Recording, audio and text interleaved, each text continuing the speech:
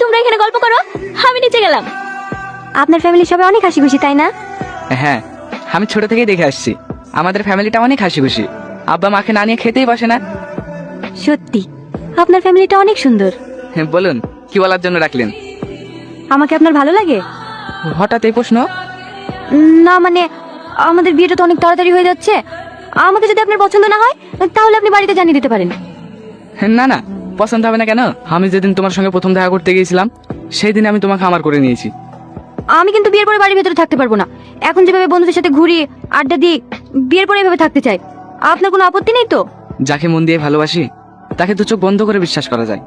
তুমি তোমার বন্ধুদের সঙ্গে ঘুরতে যাও, এতে আমার কোনো আপত্তি নেই। সত্যি আপনি অনেক ভালো মানুষ।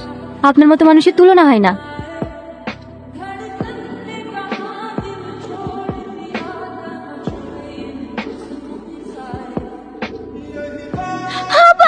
সাথীকে কোথাও খুঁজে পাওয়া যাচ্ছে না। এ কি বলছো বৌমা? খুঁজে পাওয়া যাচ্ছে না মানে? ভালো করে দেখো গা, বাড়িতে কোথাও আছে? না বাবা, আমি বাড়ির সব জায়গায় তন্ন তন্ন করে খুঁজে দেখেছি, সাথে কোথাও নাই। মা, এটা আন্টি রুমে ছিল।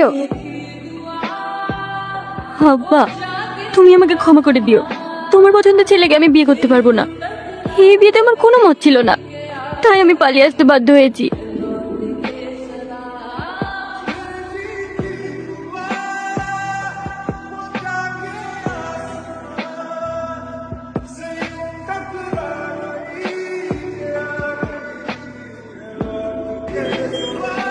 কিরে, গাড়ি থামালি কেন?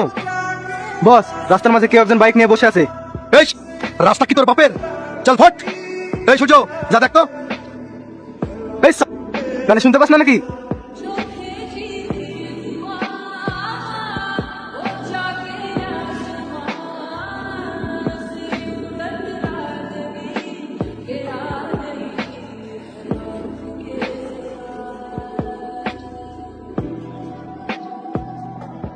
দাঁড়ো রোহন, আমার কথাটা শুনবে না? আমি কেন চলে গিয়েছিলাম আমি জানি।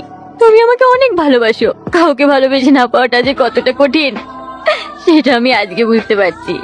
আমিও একটা ছেলেকে ভালোবাসতাম, কিন্তু আমার সাথে বিশ্বাসঘাতকতা করেছে। আমি সেদিন তোমার ভালোবাসা বুঝতে পারিনি, কিন্তু আজ বুঝতে পেরেছি কাউকে ভালোবেসে না পাওয়াটা কতটা কষ্টকর। তুমি প্লিজ আমাকে ক্ষমা করে দাও। তোমার পবিত্র মনে এই পাপিকে একটু জায়গা দাও।